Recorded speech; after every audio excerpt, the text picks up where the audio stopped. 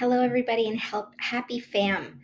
I'm so excited to present to you today on the nutritional strategies to optimize overall health and wellness after periods of stress. So, my name is Marissa Sylvester. I am a registered holistic nutritionist.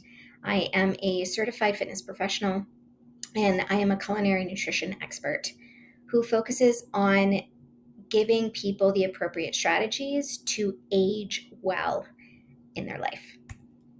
So today I wanted to talk to you a little bit about the current struggles in our everyday life and how they are impacting our health, give you a little bit of insight into the technical professional terms for what stress is, talk a little bit about the nervous system and the fight, flight, freeze, or fawn response, or fawn fold, the rest and digest system, the gut and the immune system, and blood sugar as it breaks down, and the importance of prioritizing nutrition and water and exercise and why it's important, as well as timing of eating, its impact on the blood sugar for daily energy, and strategies to help decrease your stress and improve mental health and physical well-being. So let's dive in. So just take a moment and think about what your biggest struggles are in your daily life. So I've got some options for you here. Do you find that you have trouble sleeping, whether it be falling asleep, staying asleep, or you just wake up feeling tired all the time? Do you struggle to plan and implement a strategy to ensure that you are eating the right foods on a regular basis? Do you find it hard to hydrate during the day, or do you default to coffee often? Do you find that you have financial stress or work stress that just leaves you feeling overwhelmed? Do you find it hard to exercise or create an environment where that is allowed in your household? And what about there's just too many things on your to-do list? So all of these things are really applicable struggles in our daily life right now. And this is because we're just doing way too much, right? So stress is defined as a state of mental or emotional strain or tension resulting from adverse or very demanding circumstances. And we can dissect that into you being an individual, you being in part of a group, part of your community, and a member of society. Right? So stress is how we react when we feel like we're under pressure or threatened. It usually happens when we're in a situation that we don't feel like we can manage or control what's going on in our environment. When we experience stress, it can show up in many, many ways and look and feel differently to each individual person. So I want to give you some examples as it pertains to these four groups. So an individual having lots of responsibilities and maybe find it hard to manage them all, right? So you're a mom, you have a job, you are a wife, you are a friend, maybe you're a daughter, or you're a son, a husband, you work, right? You're a father. Maybe you're a student, you're studying for exams. Maybe you care for your siblings. Maybe you're caring for an aging parent or a family member, right? So these are types of individual stresses. Maybe you are a manager that oversees a diverse group of people, or you work on a team, or maybe you're an entrepreneur and so you are all the things to all the people all the time, and you don't really have a lot of support for yourself. What about in part of a group? So your family is going through difficult times, such as the loss of a job, financial struggles, maybe due to inflation or the pandemic, or you're part of a community. You belong to a group or a religious group that's experiencing discrimination, a marginalized group where you feel like you're being judged often. Or as a member of society, right? So we're overcoming a pandemic like the coronavirus, or maybe you've had to navigate a natural disaster. Maybe you've had to move on a whim or emigrate to Canada to try and get away from things that were going on in your home country, right? So sometimes it can be really big events, or sometimes stress can be a series of very small things that stack on top of one another, and they create this kind of bubbling over feeling in the body. Maybe it's an assignment that you have to complete, midterms, a 5K race, right? So there's also really good things about stress, like when you're buying a new home, or you're getting married, or you're having a baby. These are just a few small examples, but these are also very good stressors, but the body really doesn't discriminate between what is good stress and what is bad stress.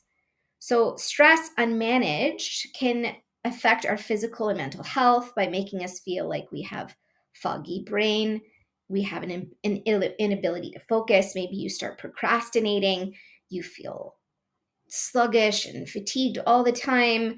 Um, we feel like we can't calm down. So, like, you're kind of buzzing all the time in the body, right?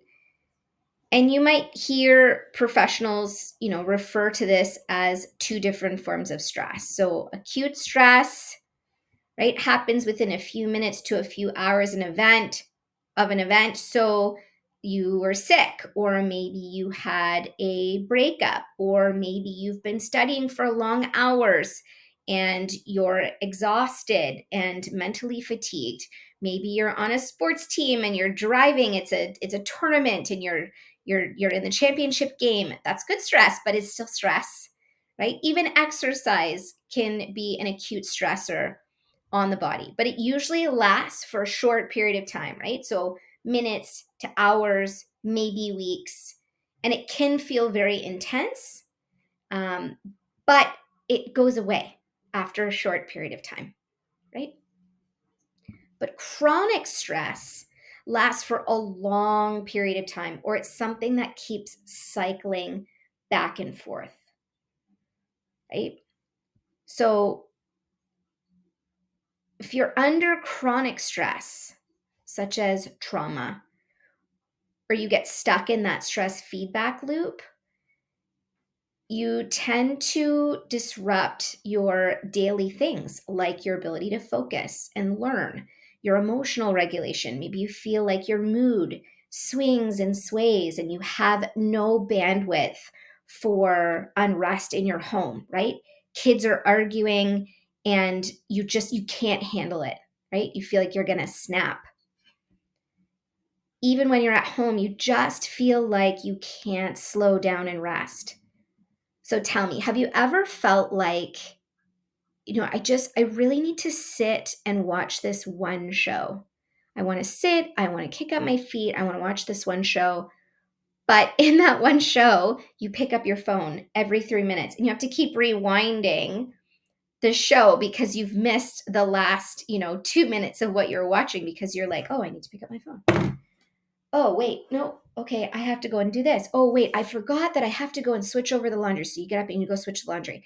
And so this very natural thing of sitting for 1 hour and watching a show becomes this dance of your body being completely unable to settle down. And when you have stress like this that compounds over time, you can even start to withdraw from your social settings. So you don't want to go out for tea with your friend, or you don't want to be on the phone. You don't want to talk to people. You feel like you have no bandwidth because you're so anxious on the inside. That's what chronic stress feels like. So let me talk to you a little bit about the nervous system and how that impacts that stress response. So we really need to understand the nervous system and its branches so that we can understand what it does in terms of stress and your ability to rest and recover. So your nervous system is the major controlling regulatory, system in the body. It is the center of all mental activity, including thought, learning, and memory. And together with our hormone system, our endocrine system, the nervous system is responsible for maintaining balance in our body, our mind, and our spirit as well. It takes in information through all 5 of our senses, right? So smell, sight, taste, sound, touch. And the nervous system, it processes information and triggers by creating reactions, such as your muscles move quickly or slowly to help you process the feeling of pain when you're hurt, right? Kid goes to touch the hot pan. Oh, nope, don't touch that. Or hot or cold water. Maybe you see the bus coming and you go to step on the street and you're like, nope, okay, I'm going to step back so I don't get hit by the bus. The nervous system is doing that for you. So that fast twitch muscle system response. And it's also in charge of, because of those responses, regulating things like blood pressure, heart rate, breathing rate, temperature of the body, your digestion, your metabolism, the balance of, sodium, potassium, calcium, magnesium in the body. It's also in charge of producing fluids like saliva, sweat, tears, urine, bowel movements, right? So this autonomic nervous system is in charge of all these involuntary responses that just happen being alive. Okay. And then there's this second branch. So we have the autonomic nervous system, right? So our perspective, our feelings of safety and security, and all of these involuntary responses. And then we have the PNS, our parasympathetic nervous system, and that we call our rest and digest system. So I'm going to talk about that a little bit more in a minute. Let's keep going with this idea of the autonomic nervous system. So our fight, flight, freeze, or fawn response. Okay, so you can see this picture of the brain, the amygdala, which is what processes, this is my regulatory part of the brain to ensure that I survive. All right.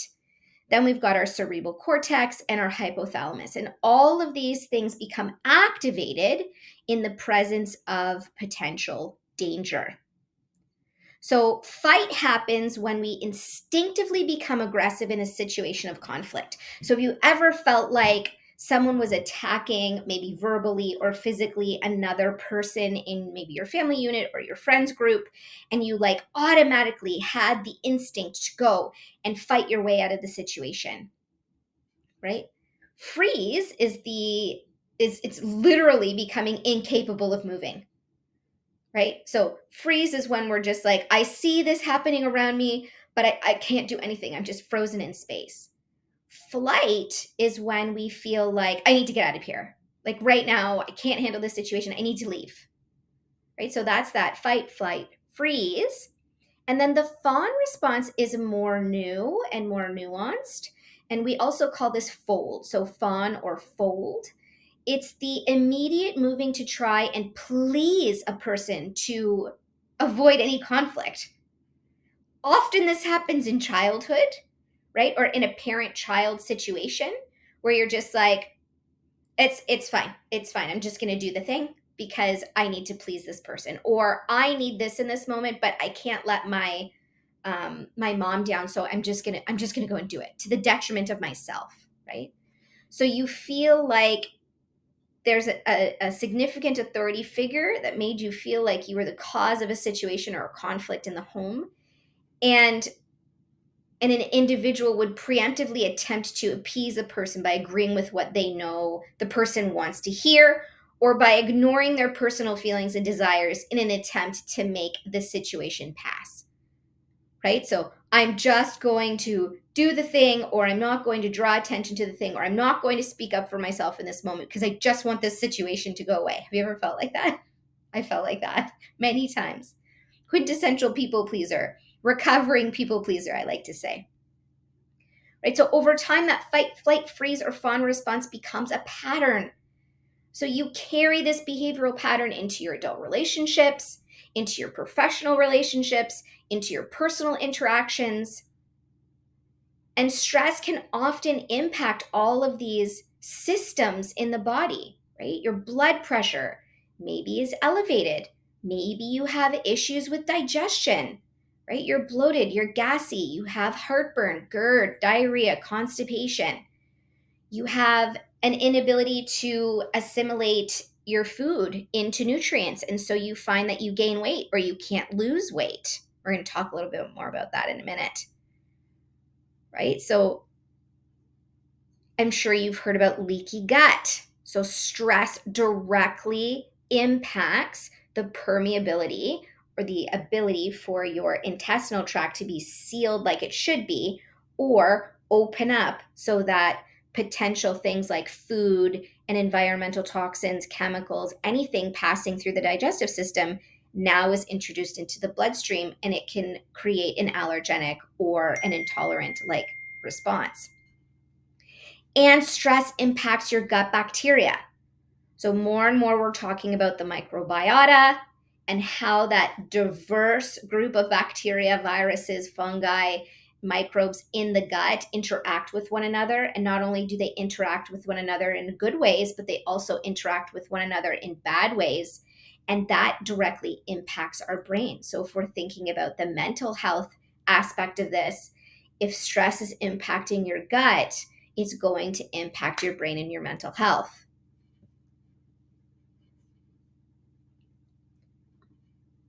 I also like to talk about how important it is to understand that stress impacts cortisol.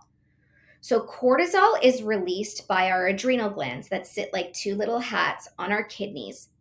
And when we perceive danger, or we go into that fight, flight, freeze, or fawn response, the brain calls on the adrenal glands to release cortisol.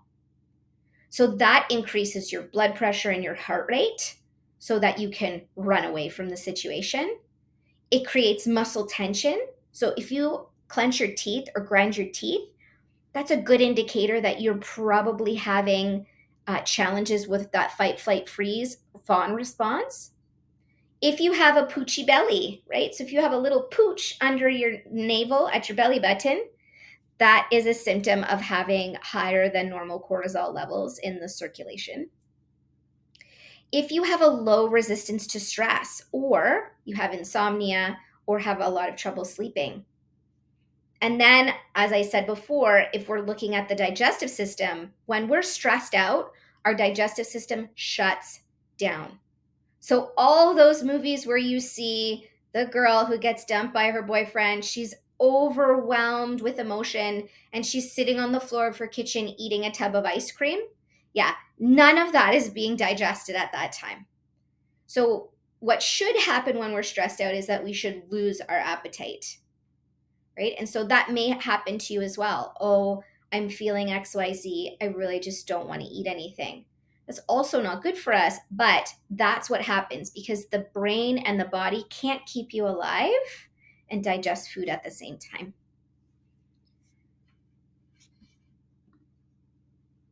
So tell me, do you feel any of these common symptoms? Exhaustion, fatigue, trouble sleeping, or maybe you sleep all the time. You just want to sleep all the time. You have digestive problems. You have skin problems. You have acne, headaches, dizziness, racing heart, constriction in the chest or pain, right? A lowered immune system, so you get sick often. Maybe you have anxiety, depression, irritability. You're in that negative mindset often. You lose focus and concentration.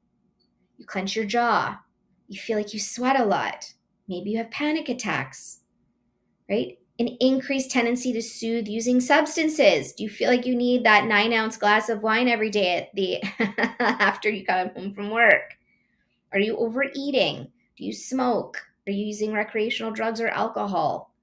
Right? So these are all common signs that you are functioning in a state of overwhelm or stuck in that negative feedback loop.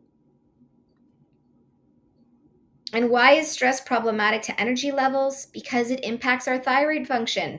our reproduction organs, and our energy pathways, right? If your thyroid function is impeded, you're going to have a lot of trouble losing weight or maintaining muscle mass, having energy, sleeping well, feeling like you can procreate if you're in a season of life where you're trying to make a baby. If you're chronically stressed or you're acutely stressed, the body's not going to be able to feel like it's calm enough to be able to carry another human being in your body, right? You might feel like um, you're having your hormones tested and they're chronically low, especially as it pertains to cortisol, because cortisol can steal our progesterone, which is the hormone in women's health responsible for keeping a pregnancy or really making sure that you have a regulated period.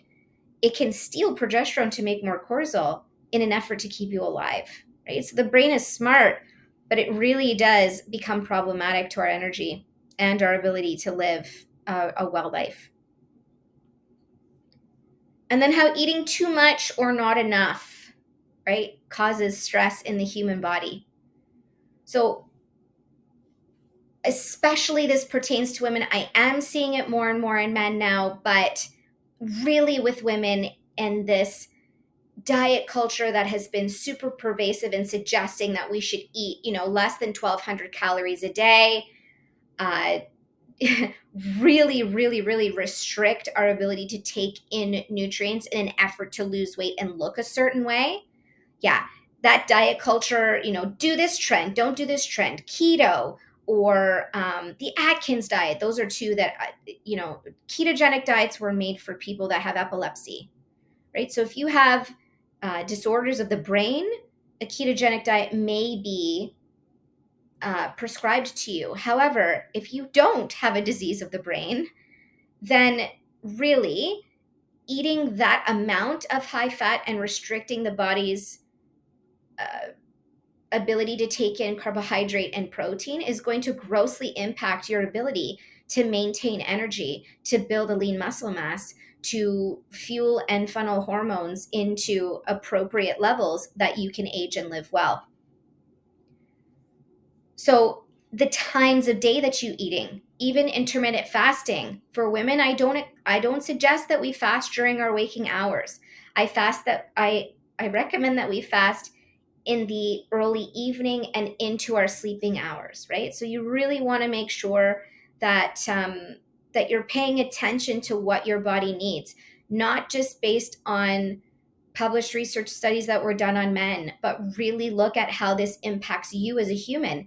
And if you are starving yourself until noon every day, and then you're riding a wave of I'm hungry all day, I'm hungry all day, I'm hungry all day, and I'm irritable by the end of the day, and I have no response to stress, and I can't talk to my kids or my husband at the end of the day, I'm tired all the time, I'm not sleeping, your diet isn't serving you. Right? If you're going to the gym and you're not seeing translation of your workouts into muscle mass, your diet's not working for you. So there's also this thing called relative energy deficiency in sport, or RED-S. So we see this a lot in athletes, right? So if you don't eat the right amount, the right types of foods, or enough of the right foods, we're going to see this impaired growth and development, impairment of the endocrine system, so our hormones, right? You see athletes not get their period, or they can't maintain pregnancy, or um, they don't have appropriate levels of testosterone if they're male, right? They're poor repair, regeneration of tissue. Like I said, menstrual disturbances. Maybe they have impaired recovery. So you're sore all the time. You're crushing it at the gym, but you're like, oh my gosh, I'm sore for days. If you're sore for days, there's something wrong with your ability to repair, right? If you're trying to optimize body composition, or you're trying to change body composition, maybe reduce fat, right? If you're not eating enough and enough of the right things, you're going to see disruption in this across the board.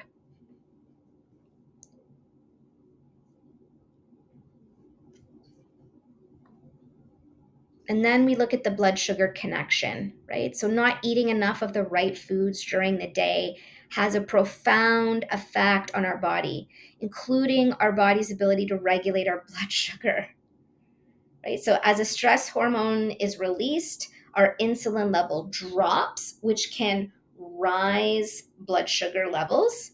Okay, most of us associate spikes in blood sugar with our dietary choices, right? So you eat a piece of cake and then your sugar levels go up. But stress does this as well. Or maybe you're eating too much starch. Yes, that will have impacts on your blood sugar, but stress does that as well.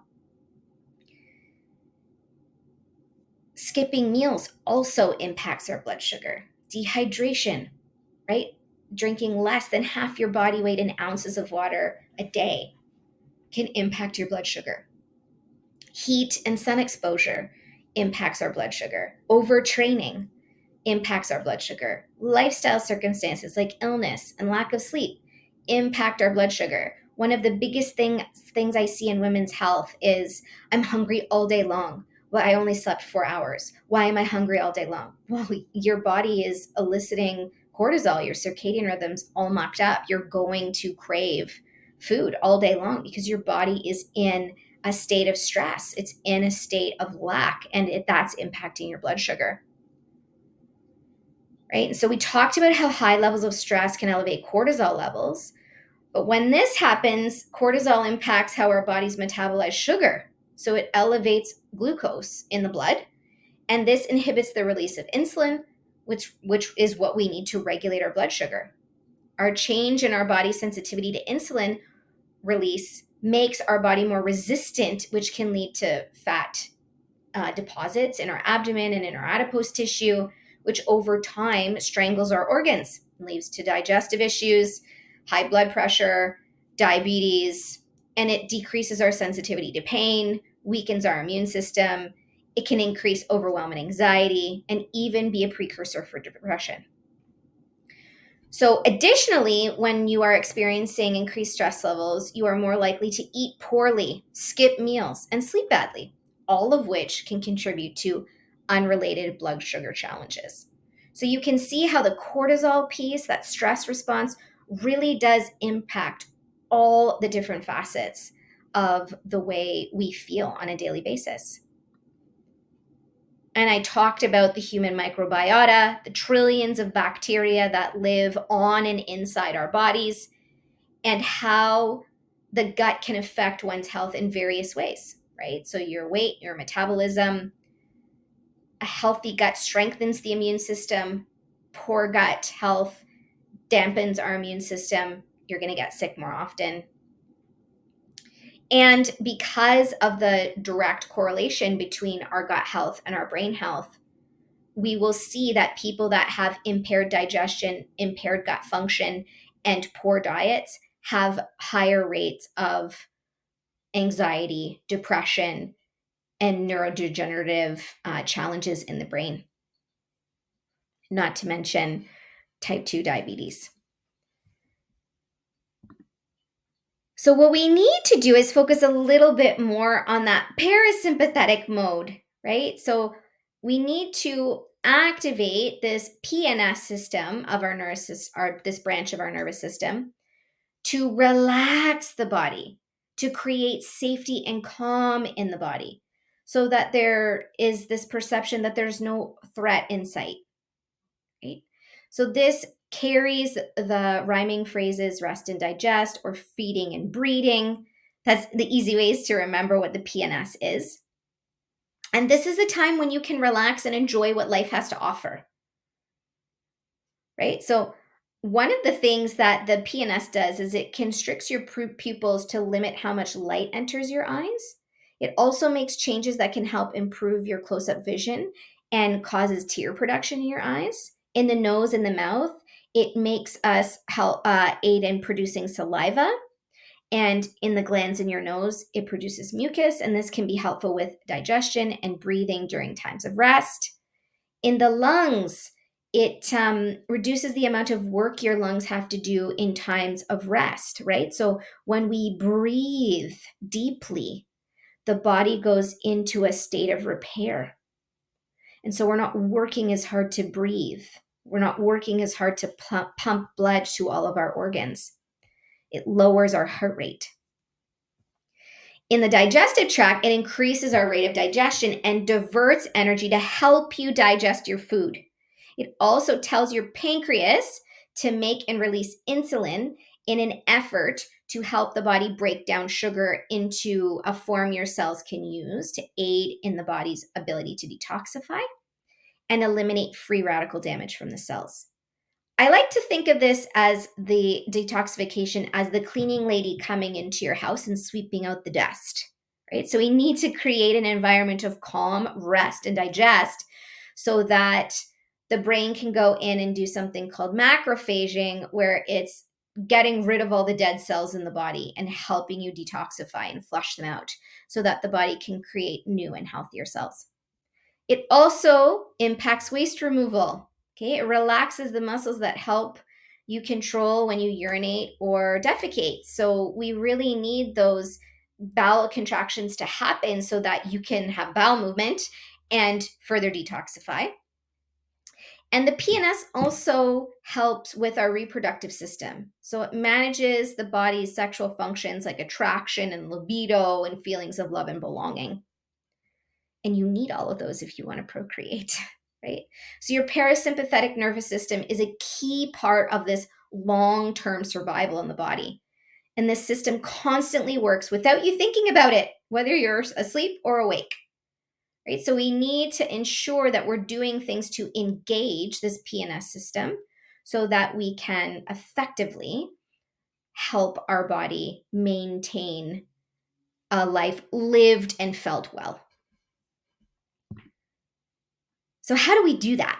How do we create better balance in our life that supports calmness, increased energy, improves sleep quality, and build resistance and coping mechanisms to stress? So, of course, I'm a nutritionist, so I like to give you this stat that up to 75% of disease can be prevented with good nutrition and lifestyle choices that support overall health and improved wellness. So, strategy number 1, eat more plants, more fruits, more vegetables. Okay, your body breaks down carbohydrate into glucose. Glucose is the body's main source of energy for the cells, and it goes into all the tissues and all the organs. And it can be used immediately or stored in the liver and the muscles for use later. Okay, only 10% of adults right now are eating the recommended daily servings of vegetables. And only slightly more, 12.3%, are consuming enough fruit. Oh my gosh, like that should just blow your mind. 7 to 10 servings a day of vegetables and 2 servings of fruit, I like to say at the end of a meal or before a workout, can improve cell function and daily energy as well as fuel metabolism. For children under the age of 7, I recommend 5 to 7 servings daily and 3 to 4 servings of fruit. And when you look at a plate, your vegetables should be roughly half your plate at each meal. And I'm not talking about like a North American sized dinner plate. We're talking a European sized dinner plate. So half of that plate should be all vegetables. All right. Green vegetables like broccoli, kale, Swiss chard, Brussels sprouts, leafy greens are low in the glycemic index and are full of vitamins and minerals. Colorful veggies like carrots, bell peppers, beets, eggplant support the building of our blood, our eye function, our skin health, our thyroid, and our immune system function. And research has effectively linked fruit and vegetable consumption to the reduced risk of mortality in adults. Right? So studies have found that fruit and vegetable intake promotes a longer lifespan and lowers the risk of disease, specific and all causes of mortality. Why? Because they're full of vitamins and minerals and fiber, protein, carbohydrates. Right? We need to eat more plants. It's very, very important to consume enough protein. Okay? And this is an underutilized macronutrient in women's health, right? We do not go to protein when we feel hungry. We immediately go to carbohydrate. And as a nutritionist, I like to teach you to go the opposite direction. We need fruits and vegetables, but we need to prioritize protein. Protein is literally the building block with amino acids. Amino acids are the building blocks for protein, and protein makes up every single cell in our body, right? Protein-based foods provide the body with fuel to repair and build our tissues, and protein takes longer to digest and break down in the body. So it's a longer lasting energy source for us. Okay, after 40, women lose muscle mass at a rate of approximately 3% per decade, right? And after the age of 30, this rate of decline is even higher, right? Sorry, 8% after the age of 30, and this is even higher after the age of 65, right? So 3% over the age of 40, 8% per decade after the age of 30, and higher than that as you approach 60. This involuntary muscle loss of muscle mass and function is a fundamental cause of disability in our aging population. And in order to support muscle mass, we need to increase our consumption of protein. Here's the stat: 1.2 grams per kilogram of body weight per day. So I like to say your goal weight, the weight that you felt your best at. So if you're a 5'2" female and you're 110 pounds and you are comfortable at that 110 pounds, then you are to consume 110 grams of protein at minimum per day, at minimum, right? So if you're a 130-pound woman looking to gain muscle mass and strengthen, then you're looking to consume 130 grams of protein per day at minimum, right? And some of the best sources here are salmon, chicken, turkey, eggs, but I've got almonds, edamame, beans, seafood, right? Even some vegetables, spinach, broccoli, cauliflower, right? If you are a vegan or vegetarian, you need to pair up your proteins. One source is not enough, right? And you want to try and get about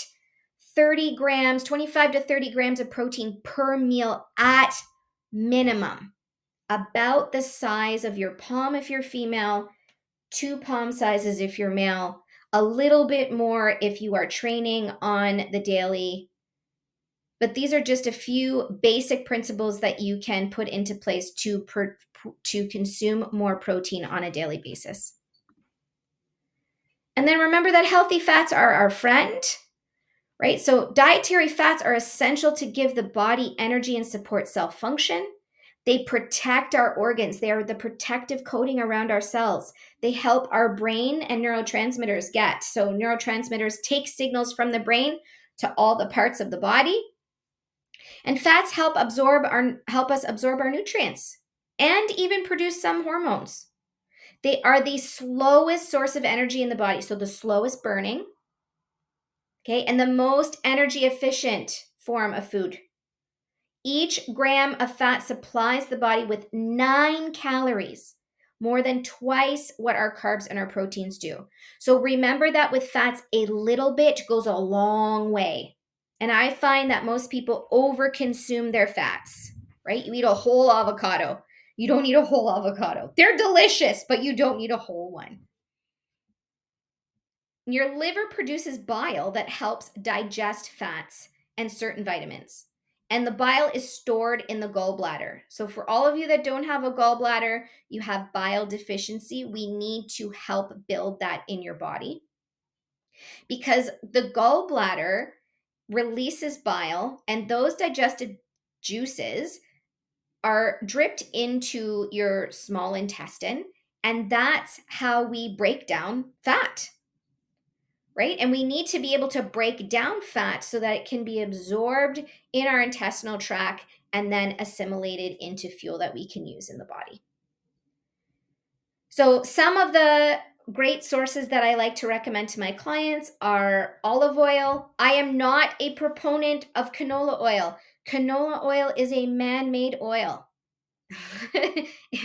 It's not good for you. Stop eating it. Stop using it for cooking. Use avocado oil, right? If you're doing dressings, olive oil, fantastic, right? If you're someone who likes flax or hemp seed oil, those are really, really good in small doses for supporting hormone function.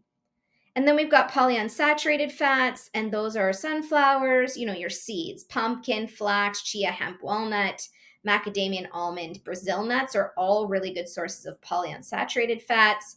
But then you've got your fatty fishes, so your salmon, your tuna, your mackerel, your herring, your trout, your sardines, your fish oils, you need those. And then soybeans, non-GMO'd and organic, like tofu, are really great sources of protein and healthy fats. When we're looking at grains, we really want to stick to whole grain sources of energy. We want the wheat with the germ if we are consuming wheat. I like to suggest sourdough because it's fermented. And so if you have any propensity to not digest grains well, sourdough bread is easier tolerated because the fermentation process helps to break down gluten, and so we can digest it better, right? But even whole grain pastas, rice-based pastas, much better received by the body than these highly, highly processed grains, right? So barley, brown rice, buckwheat, bulgur, millet, oat, quinoa, those are really great sources of grains, and you only need a little bit. So once you cook it, quarter to a half a cup maximum. We don't need more than that. Remember, half your plate is supposed to be vegetables, right? And use a European sized plate, right? You really want to make sure that you are creating balance in your meals, and that means that we're not over consuming. You really want to aim for that 80% full. And have a small helping of healthy fats at each meal. Have 1/4 of a plate be your protein and 1/4 of your plate be your carbohydrate, or I would say your fruit at the end of your meal. All right. Generally, I like to talk about timing of eating. So you don't want to go more than 4 hours in between meals once you've broken your fast for the day. And I do like to suggest, especially if you're a woman, if you're having challenges with energy, any kind of stress, then you want to eat within an hour of waking. Men, you're a little bit different. You're a much simpler creature in terms of your hormone makeup. And so you can fast for a little bit longer during your waking hours. That's what the studies suggest for you. But for women, we need to eat ideally within an hour of waking and every 3 to 4 hours after that. And then we should avoid and wrap up eating by 7 p.m. and fast until the morning, at least 12 hours. So 12 hours has really good research backed up to say that that's more than enough of a fast for women. But if you want to, pull it back to from 5 to 7 a.m., great. You're getting a 14-hour fast that's going to help with that whole detoxification of the body and the cells. But we really want to make sure that we're not going more than 3 to 4 hours in the day between meals without consuming some nutrients. Otherwise, you're going to throw your body into that state of stress. And then we need to hydrate, right? So water is so important to regulate our temperature, lubricate and cushion our joints, protect our spinal cord and our other sensitive tissues. It helps to reduce waste in the body through urination, perspiration, and our bowel movements. It leads to fatigue when we're dehydrated because it impacts the flow of oxygen to the brain and causes our heart to work even harder to pump oxygen into all of the body's organs. That makes you tired and less alert. So the number one thing you could do after today is just drink your water. My benchmark is to say 17 to 20 ounces of water, 2 to 3 hours before you start exercising, 8 ounces of water 20 to 30 minutes before you eat or drink anything, and sipping during exercise, and 7 to 10 ounces of water every 20 to 30 minutes, right? So you just have a cup with a straw or not at your desk, and every 7 to 10 minutes, drink some water.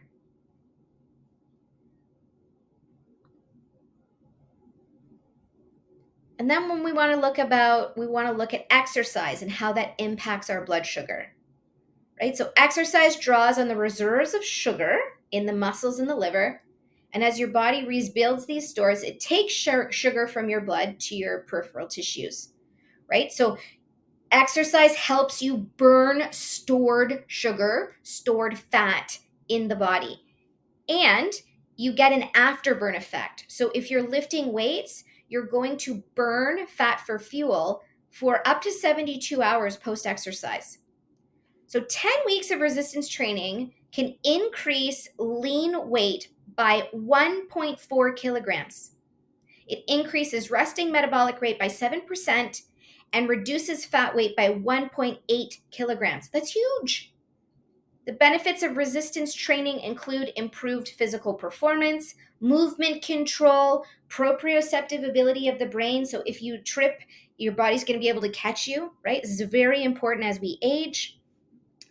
It helps increase walking speed, functional independence, cognitive abilities, right? Our body's ability to cross our arm over the body, or the brain to cross from one side to the other. It may assist in prevention of management of type 2 diabetes because it's decreasing visceral fat. It reduces your HbA1c, which is your 3-month benchmark of your blood sugar. It increases the density of glucose transporter type 4. I know I'm getting a little bit sciencey here, but that improves your insulin sensitivity. And it enhances cardiovascular health by reducing resting blood pressure, decreasing density lipoprotein, cholesterol, and triglycerides, and increasing high density lipoprotein cholesterol. So your good and your bad cholesterol, if we look at cholesterol as being good and bad. It can improve bone health. Studies show 1 to 3% increase in bone mineral density just with implementing 2 to 3 weight-based exercise workouts per week. And it's effective in reducing low back pain and easing discomfort associated with arthritis, fibromyalgia, and has been shown to reverse specific aging factors in the musculoskeletal system. So we need to work out, right? We need to lift weights. If you are a woman, if you are female, you need to lift weights. You just need to. And then, of course, we talked about sleep health and gut health and how those two things are linked together, right? So if we want to improve our sleep quality, we need to get outside, we need to get sunlight, good amounts of vitamin D, we need to eat well, and just doing those two things and hydrating will help improve your sleep. When we're up late at night and we're eating poor food or we're not eating enough, it's going to stress us out and we're not going to sleep well. The other thing that we need to do as it pertains to sleep is create a sleep routine and good sleep hygiene. So what does that look like? We want to dim lights by 8:30 p.m. Amber bulbs, avoid screens, use blue light blocking glasses or your smart screen, put it on night mode, your computer, put it on night mode. You do want to reduce the temperature in your home, right, to around 18 to 21 degrees. Higher temperatures in the home can disrupt your sleep due to changes in body temperature. So there's a great book called Winter Swimming, and she talks about how cold sleeping and cold exposure and cooler environment, sleeping in a cooler environment actually helps you sleep better. And you want to do calming practices like taking a foot soak with some lavender and magnesium from the Epsom salts, or you want to do some breath work. You want to read restorative yoga, or you want to do some pet therapy. Sit on the couch and pet your pet. If you're female, castor oil packs on the abdomen outside of your menstrual cycle with heat is very soothing and calming to the body. Also helps with digestive function, liver detoxification, and it helps to break up scar tissue, which aids in detoxification. And you can do things like ashwagandha, lavender, holy basil, magnesium glycinate, of about 400 to 600 milligrams for the magnesium before bed. And that will help you get deeper, more restorative sleep. And you want to create a routine where your lights are out around the same time every single night. It's important.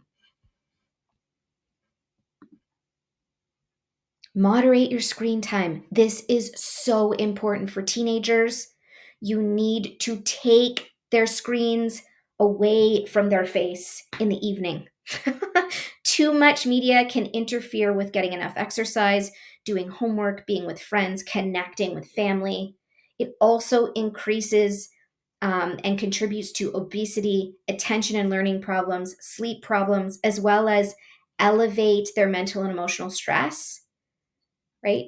The other thing with screen time for young girls is it inundates them with this pervasive body typing that is narrated to our young, right? So get kids away from their screen. You too, get away from your screen. Don't have your screens at the dinner table. Do not have them past 8:30 p.m. in your vicinity at nighttime. Use that time to connect. Go for a walk. Play a game, talk, do something other than be on the screens.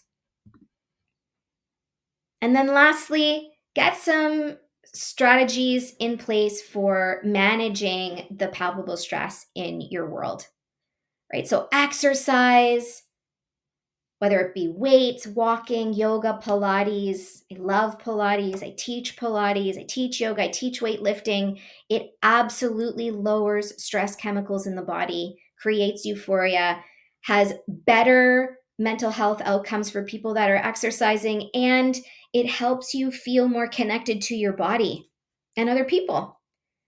Practice relaxation techniques like meditation and breath work. Listen to relaxing music.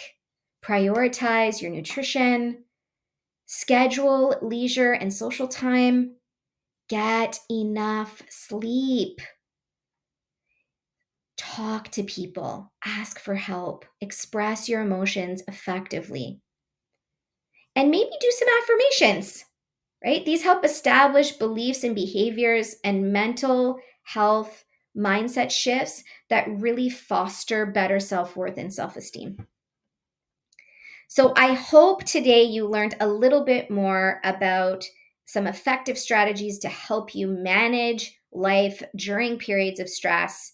I have a stress eating guide that I have offered to the FAM community during this event. The link is in my bio. It will also be provided on this page as a resource for you. Please use it. And then follow me on social media. Keep the connection going. Ask me questions, and let's just raise the vibration of humans in the world. Thank you so much to Marg and the FAM team for having me, and I'll see you later in the month. Bye, everyone.